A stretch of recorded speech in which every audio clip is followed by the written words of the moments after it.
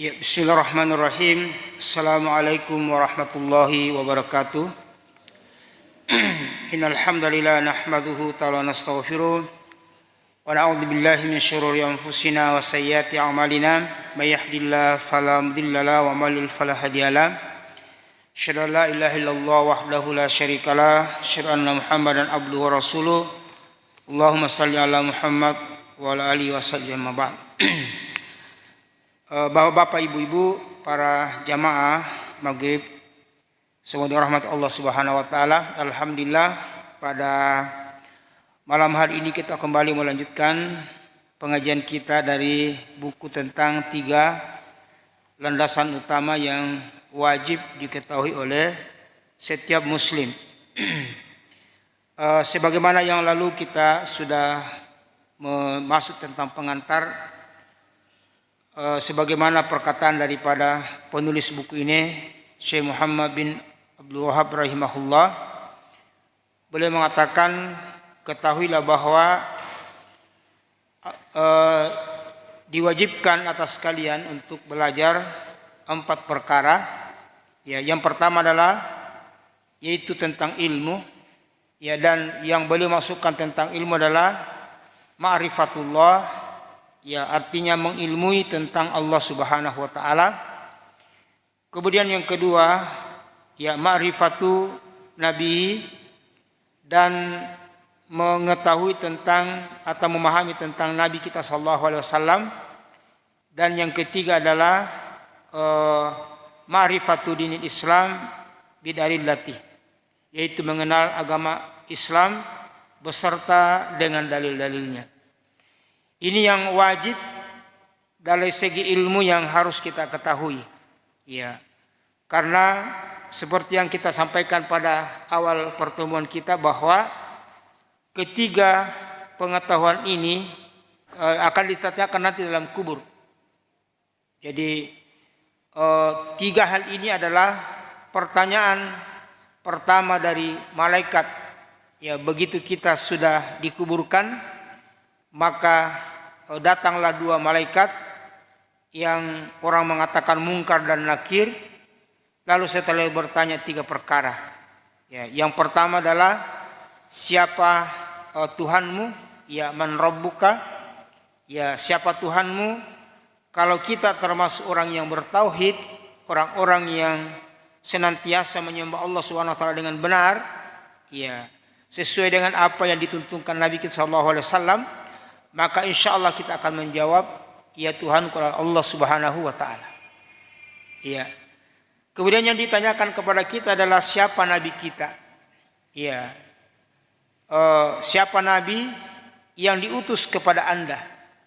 Ya, maka kalau kita termasuk orang-orang yang mengimani Nabi sallallahu alaihi wasallam, ya, kemudian meyakini, ya, membenarkan apa yang dia bawa, menyebarkan daripada apa yang dia bawa, dan mengamalkan apa yang dia bawa, ya, memperjuangkan, ya, dalam hidup kita, maka kita akan mengatakan bahwa nabiku adalah Muhammad sallallahu alaihi wasallam. Ya. Dan hal yang ketiga adalah apa agama kita? Ya, madinuka, apa agamamu? Ya, dan kalau kita hidup dengan Islam, ya, maka kita akan menjawab adalah agamaku adalah Islam. Dan yang menjawab pertanyaan itulah perbuatan. Ya, boleh saja sekarang kita tahu, bahkan kita bisa ceramahkan, akan tetapi betulkah dia hidup dalam diri kita? Ya, apakah betul-betul Allah yang kita sembah? Ya, atau hanya sekedar ucapan saja tapi bukan itu yang kita sembah? Ya, ada yang disembah selain Allah Subhanahu wa taala. Ada tempat yang lain kita meminta, ya, selain Allah Subhanahu wa taala. Yang dimaksud di sini adalah betul-betul kita menjadikan Allah sebagai satu-satunya tempat kita untuk beribadah. Dan satu-satunya tempat kita meminta. Ya, dan itu yang kita ucapkan di setiap salat kita. Di setiap salat kita, kita berdoa kepada Allah Subhanahu wa taala untuk menjadikan Allah satu-satunya yang kita sembah. Iyyaka na'budu. Hanya Engkau yang kami sembah ya Allah. Ya, dan tempat kita meminta, ya, wa iyyaka nasta'in, tempat kita mohon pertolongan. Jadi ayat ini menunjukkan bahwa ya, keyakinan kita kepada Allah Subhanahu wa taala itu harus diwujudkan dalam bentuk pengabdian yang sesungguhnya. Lalu setelah itu kita buktikan dalam kehidupan kita bahwa yang kita tempat meminta hanya kepada Allah Subhanahu wa taala. Iya. Oleh karena itu Nabi kita mengatakan ad-du'a huwal ibadah. Ad-du'a huwal ibadah. Doa itu merupakan ibadah. Bahkan ada yang mengatakan ad-du'a mukhul ibadah. Iya. Doa itu merupakan otaknya ibadah. Intinya ibadah. Karena orang yang berdoa itu di sana terdapat dua kandungan penyembahan yang sesungguhnya. Yang pertama, kita kemudian merasa mengagungkan Allah Subhanahu wa taala. Sehingga tidak ada tempat kita meminta kecuali kepada Allah Subhanahu wa taala. Dan yang kedua, kita merasa hina di hadapan Allah Subhanahu wa taala. Ya. Oleh karena itu maka inti doa adalah doa adalah merupakan ibadah yang inti. Ya, oleh karena itu dalam pembahasan tentang ibadah ada namanya syirkul ibadah. Ya, orang syirik dalam ibadah, yaitu ketika mereka menyembah selain Allah Subhanahu wa taala. Nanti kita akan bahas tentang masalah ini, tentang apa yang dimaksud tentang mengenal Allah Subhanahu wa taala. Demikian pula mengenal Nabi sallallahu alaihi wasallam. Demikian pula tentang agama Islam. Kemudian kewajiban yang kedua adalah mengamalkan Islam. Mengamalkan yang tiga tadi. Ya. Setelah kita mengetahui tiga perkara pokok tadi, itu mengenal Allah Subhanahu wa taala, mengenal nabinya, dan mengenal daripada agama Islam, maka selanjutnya dia diamalkan. Ya, para ulama kita mengatakan al ilmu thamratul ibadah. Al amal thamratul ibadah. Bahwa amal itu merupakan buah daripada ilmu. Dan disinilah pentingnya kita kemudian memiliki ilmu yang betul-betul ilmu yang benar. Ilmu agama yang benar. Karena mengapa? Inilah yang akan menjadi sebab Allah Subhanahu wa taala akan memberikan kepada umat Islam yang disebut dengan kemenangan. Dalam Al-Qur'an Allah Subhanahu wa taala berfirman, ya huwallazi arsala rasulahu bil huda wa dinil haq lithirahu 'alad dini kulli ya walau karihal musyrikun. Dialah Allah Subhanahu wa taala yang mengutus nabinya sallallahu alaihi wasallam bil huda. Kata para ulama bil huda adalah ilmu ilmu yang benar. Wa dinil haq adalah amal soleh. Jadi ilmu yang benar dan amal soleh. Artinya ilmu itu harus diamalkan dalam kehidupan kita sehari-hari. Ya. Dan amal soleh adalah amal yang dibangun atas dua syarat. Yang pertama adalah dibangun di atas tauhid kepada Allah sesungguhnya, dan yang kedua adalah mengikuti daripada contoh Nabi. Itu namanya amal soleh. Kalau tidak namanya amal salah. Jadi kalau tidak soleh dia salah. Ya. Jadi syarat amal itu dikatakan soleh adalah dia adalah dibangun atas ketauhidan kepada Allah Subhanahu wa taala. Ya, dan yang kedua adalah mengikuti contoh Nabi sallallahu alaihi wasallam. Dalam Al-Qur'an dikatakan dalam surah Al-Kahfi ayat yang terakhir ayat 110 dikatakan faman kana yarju liqa rabbi falyamal amalan shalihan wala yusyrik bi ibadati rabbi ahada. Barang siapa yang ingin berjumpa dengan Allah Subhanahu wa taala, mengharapkan berjumpa dengan Allah Subhanahu wa taala, dan semoga saja kita semua masuk dalam orang-orang yang mau berjumpa dengan Allah. Ya, dan kalau kita ingin berjumpa dengan Allah maka ada syaratnya. Syarat berjumpa dengan Allah adalah kita kemudian beramal soleh. Beramal soleh, amal yang dibangun di atas tuntunan Nabi. Wala yusyrik bi rabbi ahada, dan kita tidak mensyirikatkan Allah dengan sesuatu apapun. Jadi ada dua syaratnya. Ya, mengikuti contoh Nabi lalu kemudian beribadah semata-mata kan Allah Subhanahu wa taala, itulah yang akan menjadi syarat kita berjumpa dengan Allah Subhanahu wa taala. Ya. Oleh karena itu hadirin yang berbahagia, ya, bagi kita dua hal yang harus betul-betul ditanamkan pada diri kita dari awal. Karena ini akan menjadi hal yang akan menjadi dorongan dalam kita beribadah kepada Allah Subhanahu wa taala. Yang pertama adalah bahwa Allah adalah satu-satunya tempat kita beribadah. Ini adalah perkara pokok dalam agama kita. Ya. Bagaimanapun kemajuan suatu bangsa, suatu negara, suatu masyarakat, jika mereka tidak beribadah kepada Allah, maka dia akan diliputi kecemasan. Ya. Dia akan diliputi ketakutan dan akan ditimpa musibah demi musibah dari masa ke masa. Ya.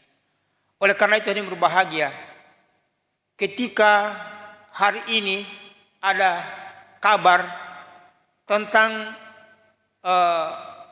para mubalik itu ditangkapi, bahkan ada isu MUI mau dibubarkan, kita katakan bahwa Indonesia kembali akan mengulang lubang yang ketiga kalinya. Ya, Orde Lama jatuh dengan tragedi terakhir dengan G30 SPKI.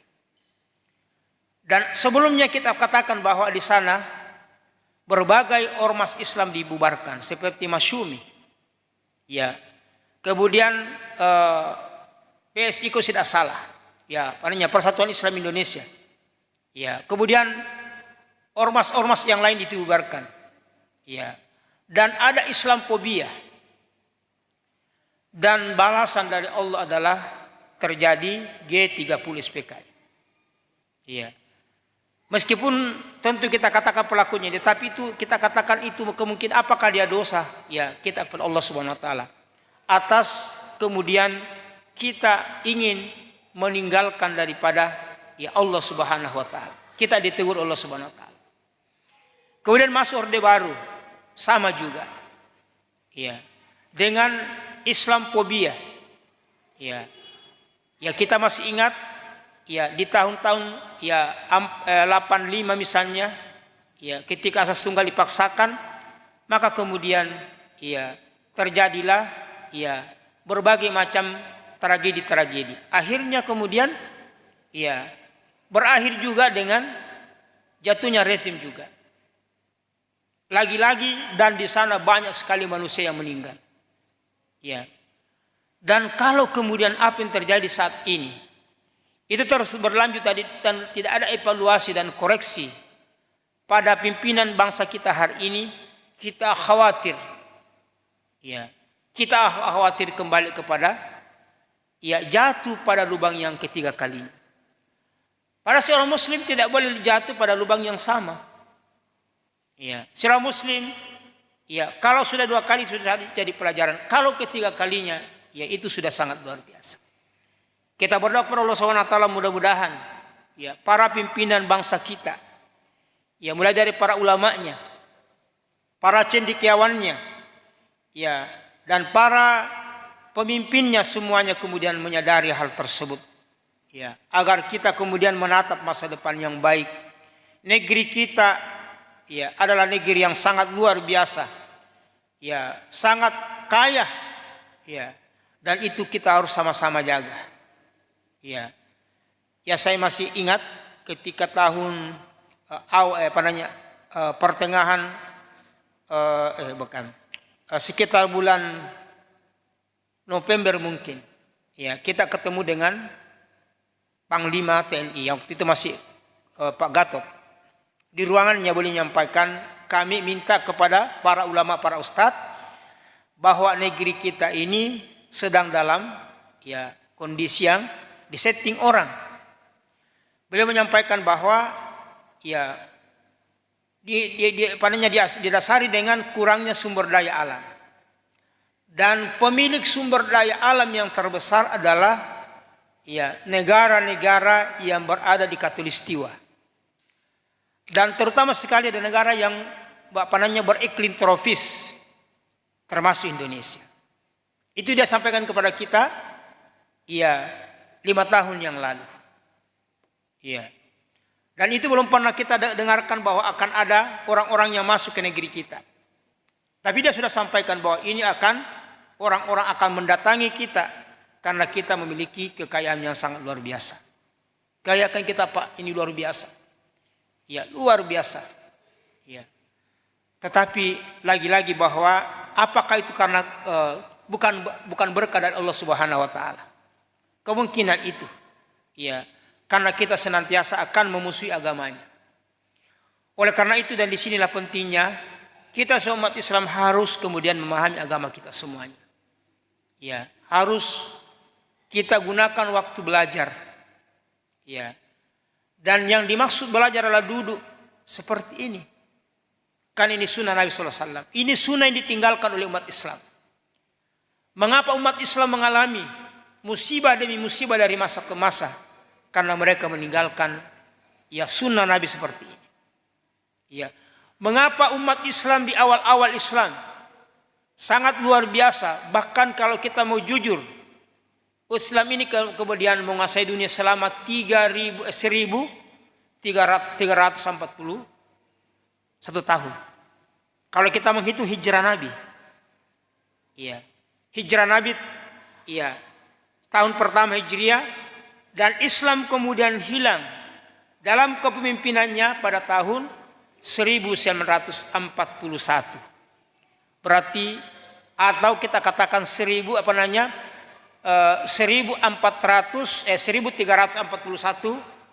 Hijriah. Berarti 142 Hijriah. Berarti ada 1341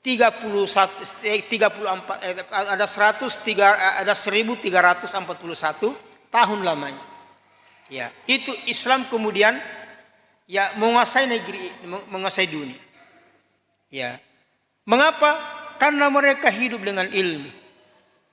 Umat ini tidak akan baik kecuali dengan ilmu. Ya, sebagaimana perkataan Imam Malik, beliau mengatakan la yasluhu hadhihi ummah illa bima salat awaluha. Tidak akan baik umat ini kecuali kita memperbaiki dari mana dia diperbaiki awalnya. Kita tengok bagaimana Nabi SAW dalam memperbaiki daripada umat ini. Maka pertama dia membangun akidahnya dengan kuat. Bahkan separuh Nabi berjuang untuk menanamkan keyakinan. Kan ini perkara pokok. Dari sana semua akan berangkat semua apa-apa yang kita harus lakukan. Dari akidah itu. Nabi tanamkan iman sejak Nabi dilantik sampai kemudian hijrah ke kota Madinah selama 13 tahun.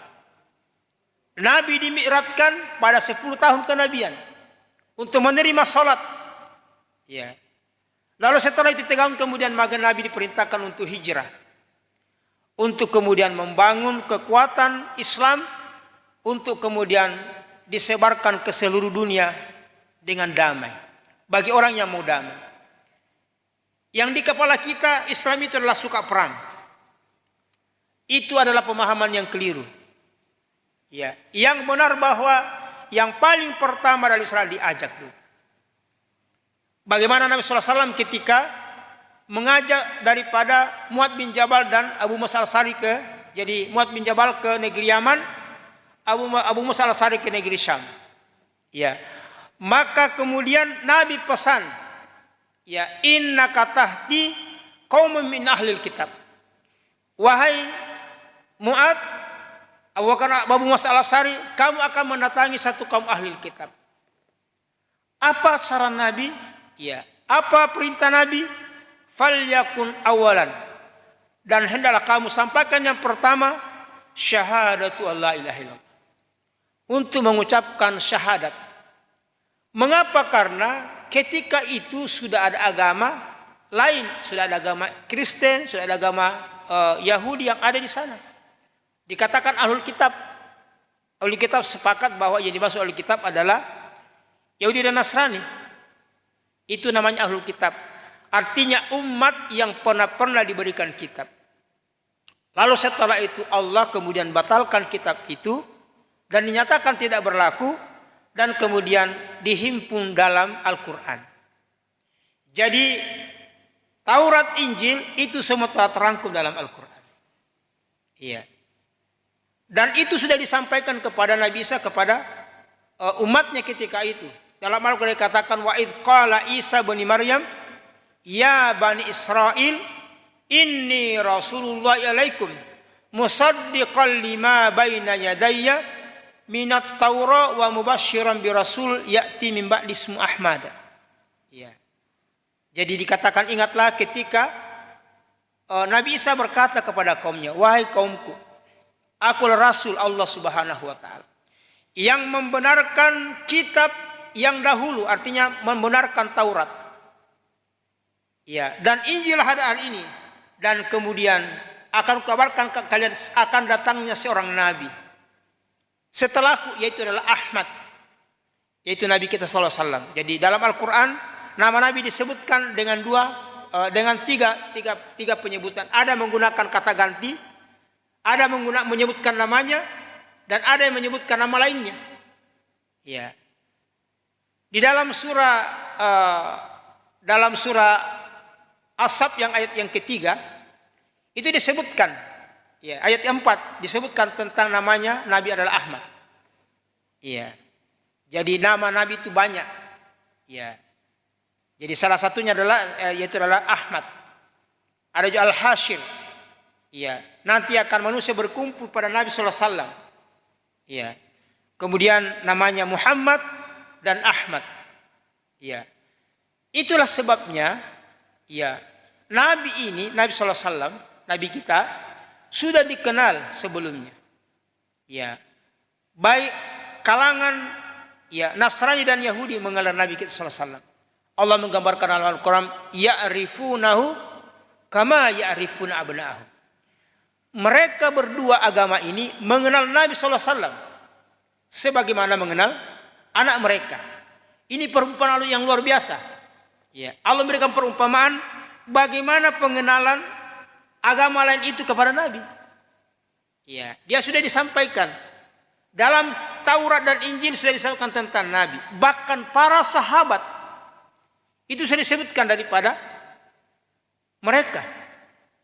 Ciri-ciri para sahabat itu sudah disebutkan dalam Taurat dan Injil. Ya, nanti kalau kita pernah nanti buka dalam surah Al-Fat ayat yang terakhir. Ya, bahwa ciri-ciri sahabat itu sudah disebutkan dalam Taurat dan Injil. Ya, apa buktinya? Ketika Abu Sufyan bertemu dengan Heraklius dan bertanya tentang Nabi sallallahu alaihi wasallam, apa ciri-cirinya? Dari mana mereka? Dari mana dia?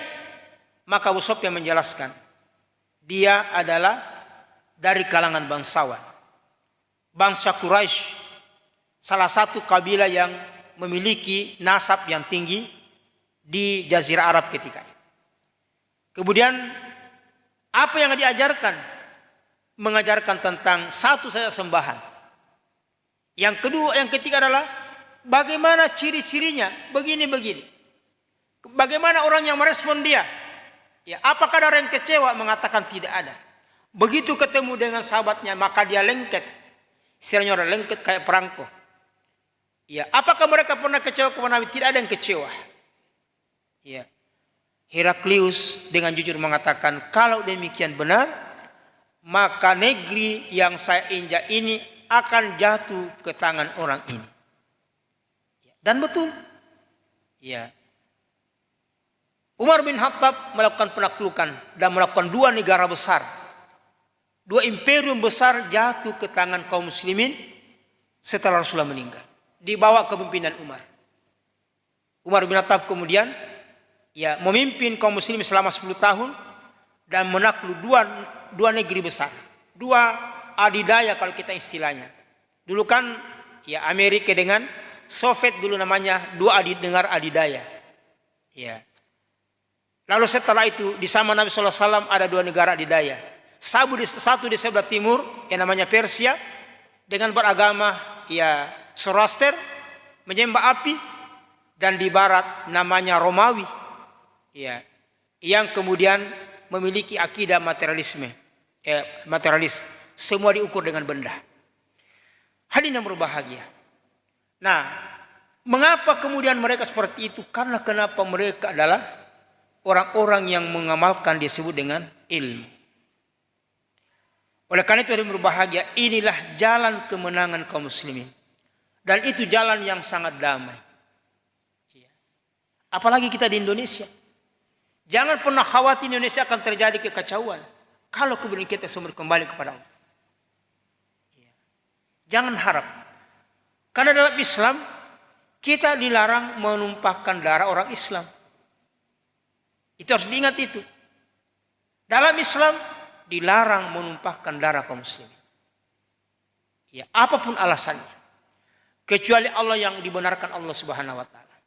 Misalnya orang yang membunuh sesama muslim dengan sengaja. Itu jelas ada hukuman. Seorang yang sudah menikah secara syar'i berzina, ada hukumannya. Ya. Dan orang yang murtad dari agama Islam. Yang lainnya tidak ada alasan untuk kemudian mereka kemudian diperangi. Ya. Itu hal yang harus kita ingat. Oleh karena itu kita bersyukur di negeri kita 90% umat Islam. Ya. Atau 88%. Di Sulawesi Tenggara 93%. Ya, di Kendari sekitar 95%. Ya.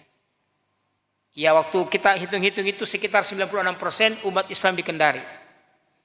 Kemudian di Sulawesi Tenggara 93%. Dan secara umum di Indonesia adalah 87%. Meskipun di awal kemerdekaan umat Islam di atas 90%. Ya. Tetapi kita bersyukur bahwa umat Islam mayoritas. Karena itu yang kita perlukan sekarang adalah dakwah. Mendakwai umat Islam agar mereka kemudian beribadah kepada Allah. Oleh karena itu kita anjurkan kepada para mubalik, para dai. Tugas kita adalah bagaimana kemudian mengajak orang Islam duduk di masjid. Duduk di masjid untuk belajar.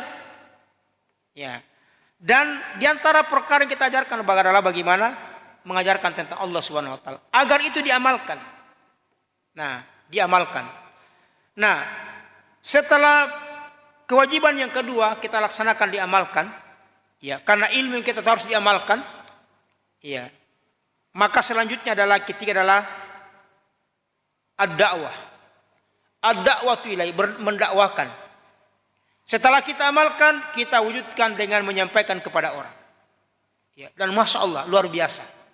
Nabi kita mengatakan, man dalla ala khairin, falau mithlu ajli fa'ilihi. Siapa yang mengajak seseorang kepada kebaikan, maka dia akan mendapatkan pahala dari orang itu. Jadi saya sekarang mengajak orang Islam, ikut tentang apa yang kita sampaikan, diamalkan. Misalnya membaca Al-Quran, melaksanakan sholat yang dulu tidak sholat, maka setiap dia sholat saya dapat, meskipun saya tidur-tidur. Itulah hebatnya para mubalik. Dia tidur-tidur dapat rekening, hanya bukan uang. Ya, itu miliaran itu kalau kita mau nilai. Iya. Coba misalnya Nabi kita mengatakan, ya rakatani fil fajri khairul laka min dunya wa ma fiha. 2 rakaat di waktu fajar, artinya salat sunat, itu lebih daripada dunia beserta isinya. Itu luar biasa. Nah, kalau kemudian kita mendakwakan Islam, lalu kemudian ada orang yang kemudian imannya baik, lalu beribadah dengan baik, maka kita dapat pahala. Sebagaimana kalau kita mengajarkan sesuatu yang salah kepada orang, maka itu aku juga dapat dosanya karena dia akan memindahkan kepada yang lain. Maka oleh karena itu, maka disinilah pentingnya kita berdakwah. Dan dakwah ini merupakan kewajiban dasar setiap muslim. Nabi kita mengatakan, baligh anni walau ayah. Sampaikan daripadaku walaupun 1 ayat. Saya kira kita ini semuanya pasti tahu ayat. Ya.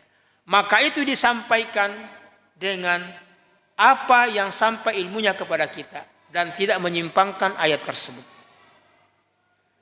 Kemudian yang kedua adalah dasarnya adalah ketika Nabi SAW pada haji wada bertanya kepada para sahabat, Ya, apakah masih ada yang saya belum sampaikan? Maka para sahabat mengatakan, tidak lagi ya Rasulullah. Semuanya yang engkau sudah sampaikan kepada kami. Sampai Abu Darda mengatakan bahwa Rasulullah meninggalkan kami dalam keadaan semuanya sudah selesai. Bahkan gerakan sayap burung di udara Nabi menjelaskan kepada kita tentang ilmunya.